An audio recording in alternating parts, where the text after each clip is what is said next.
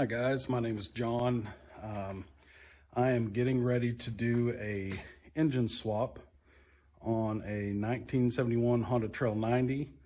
I grew up riding these motorcycles as a lot of people my age did, and I've owned several over the years.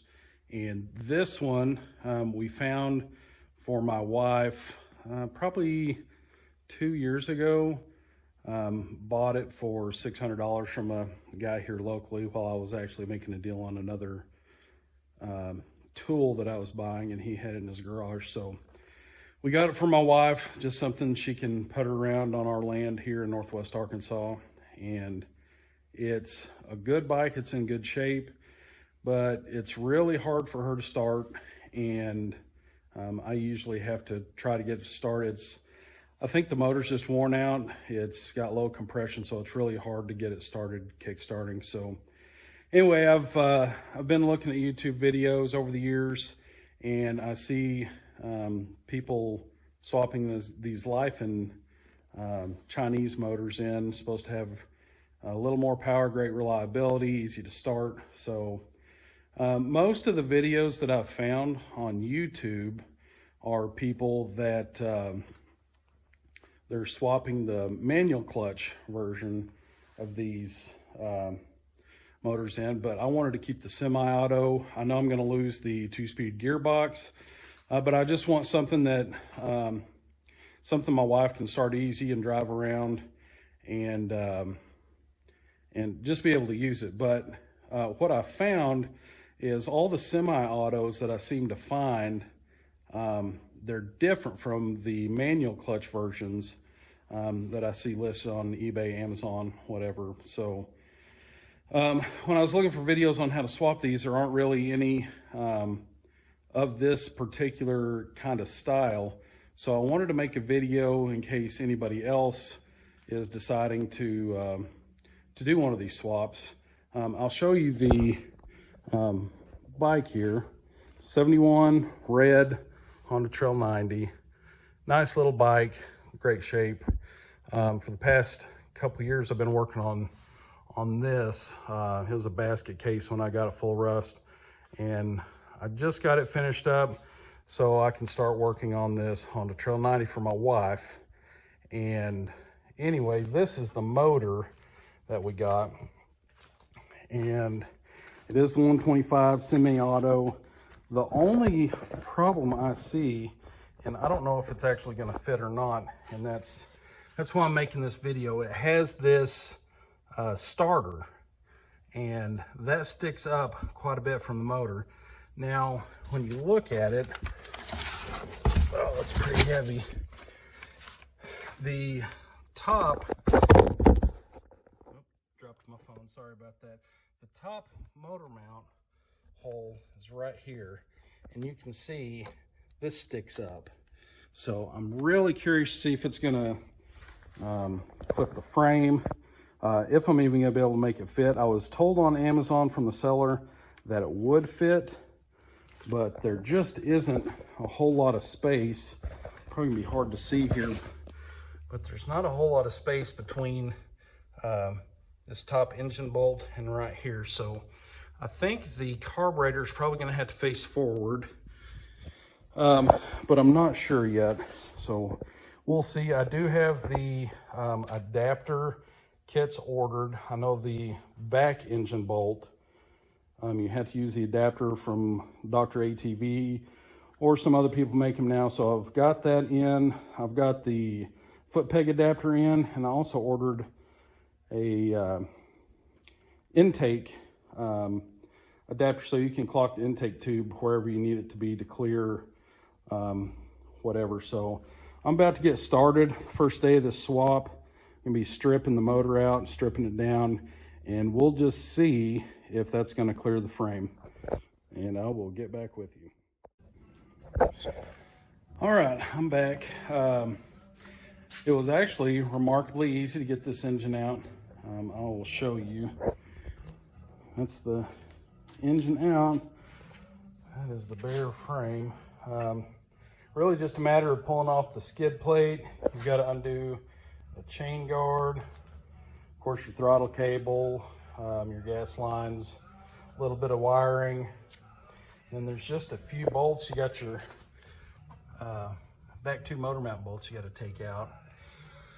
And obviously the chain. So now I guess it's the moment of truth.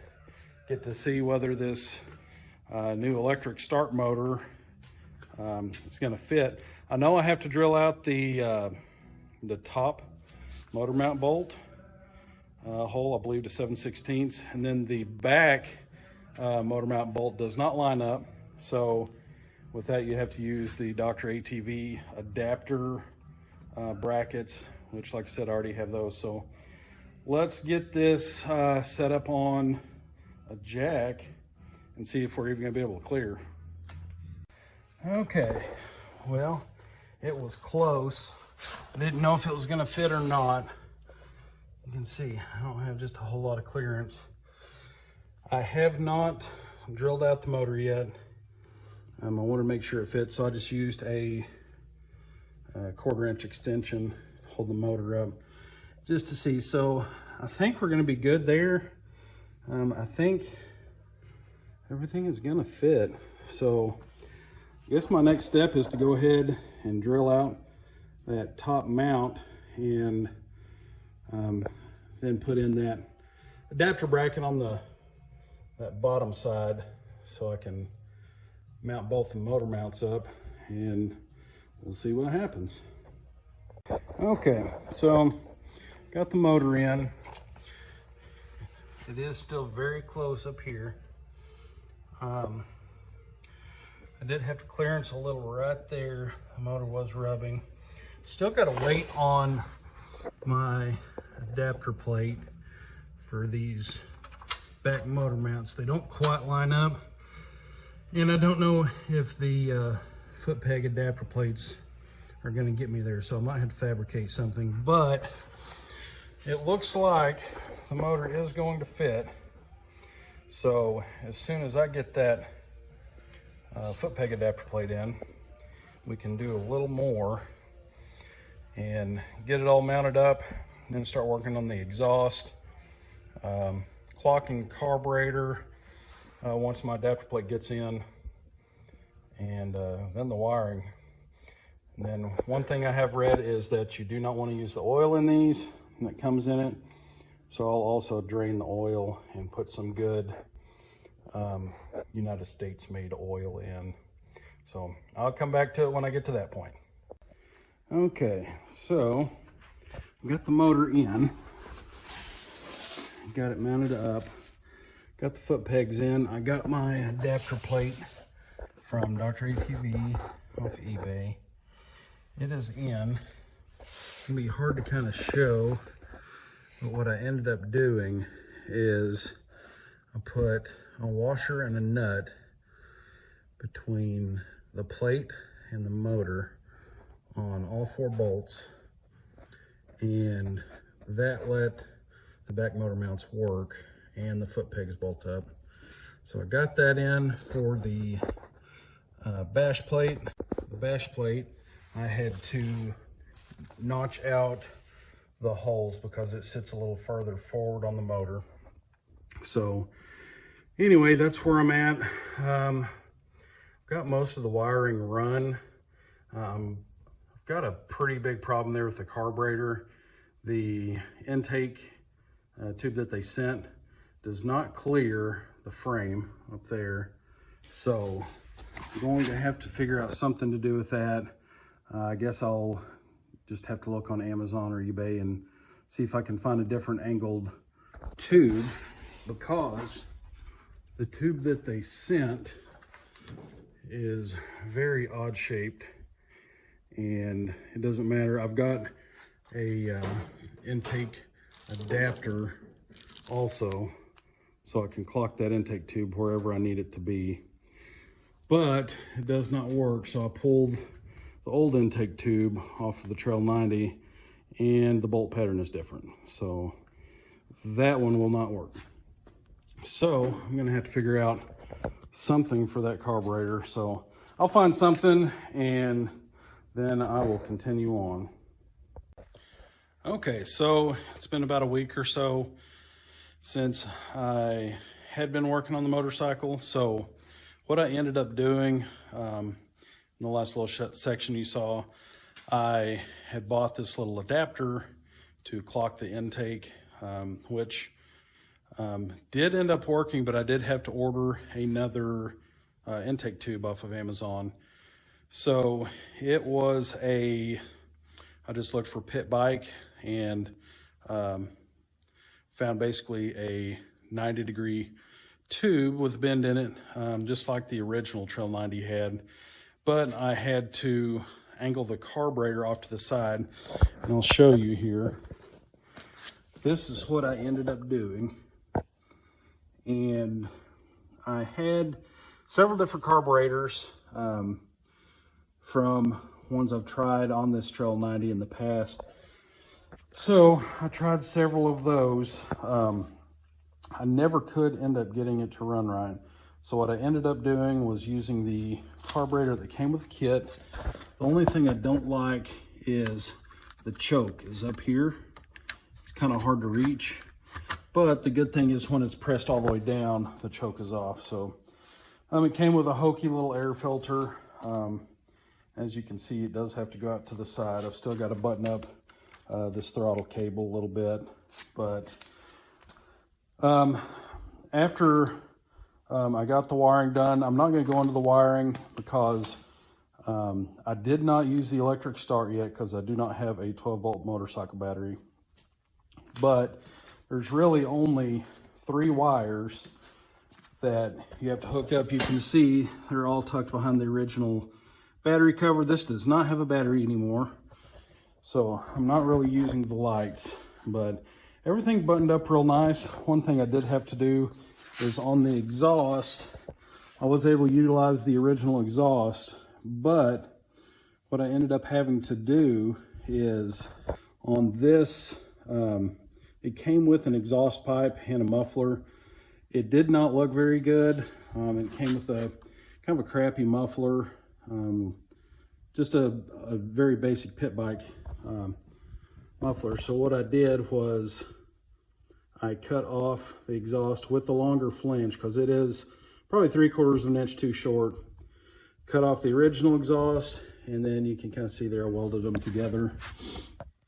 But everything is pretty much buttoned up.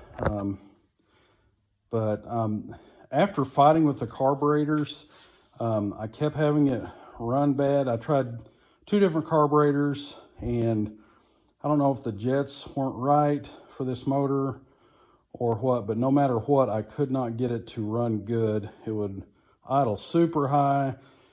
And then when I turned down the adjustment screw for the jets, I mean, it would die, it would pop. At one point, the exhaust was red hot because it was running so bad. So last ditch effort this morning, I was like, I will just try this crappy little carburetor that came with this bike. So I put it on. Like I said, I don't really like the way it fit because of that choke, because everything's kind of backwards on it.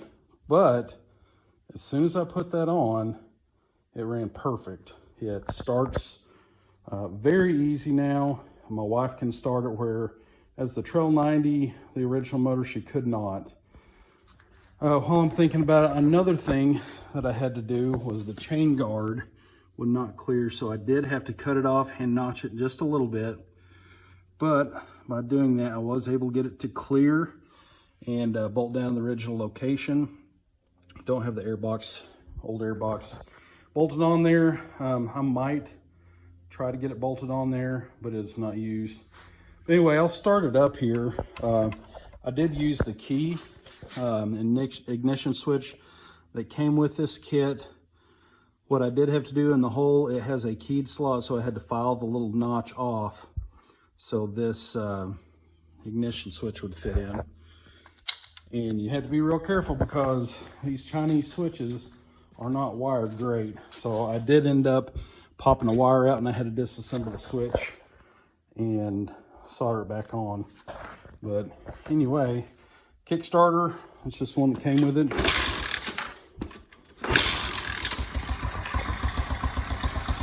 See? Runs good. Oh, I left it in gear. It's not good. I was just adjusting the shift knob, but I guess that will tell you it will start in gear. Let's try it again without the bike in gear. Like I said, it does start very easy. That's it. Just as quiet as the original. The carburetor, I do think it still needs a little bit of adjustment. I hadn't messed with it yet. It will pop back through the carburetor a little bit whenever it's at very low throttle. But anyway, so this is going to kind of wrap it up. The electric start semi-auto Lifan motor with the Dr. ATV adapters will fit in the Trail 90. Did not have to cut the frame. I did have to make a few cuts here and there. Welded the exhaust.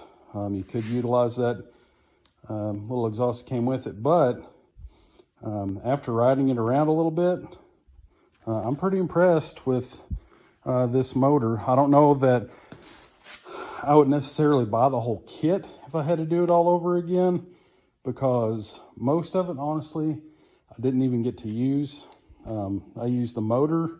I did use the chain, which if you had a chain off your old bike, it should work. Came with the front sprocket. It seems to be geared just fine. Did not use the intake tube. Had to buy the adapter. Really, you could get away with just buying the motor, and if you're good with carburetors, which I am not, you could buy that, the intake tube, and I think the intake tube was $8. The adapter, that gold adapter, was $8 as well, and that little air filter probably about the same, probably $8. You are going to spend, I think these are going for about $4.90 on eBay, Amazon, and so I think you could get away with $4.90 for the motor, probably $30 for the carburetor, intake tube, and adapter, and then the Dr. ATV parts, the foot peg adapter plate and the motor mount adapter plate. I think those were both $30 to $40. So for the price I paid for the kit, which was a little over $600, plus all the parts I had to buy, you could probably get everything you needed for $600. But anyway, that's going to be the end of this video. I am happy with my purchase. Honestly, I could have probably had the whole thing together, mounted, swapped over if I had all the parts. Probably, I'm going to say 3 hours, maybe. You could do it in a weekend, no problem, if you just set aside and did it. So I would recommend this if you have a tired old Trail 90 motor like that one. I'm going to hang on to that one. I might rebuild it. I might not. I don't know. But we'll see. But thanks for watching. Hopefully this helped somebody out who's wondering about these motors.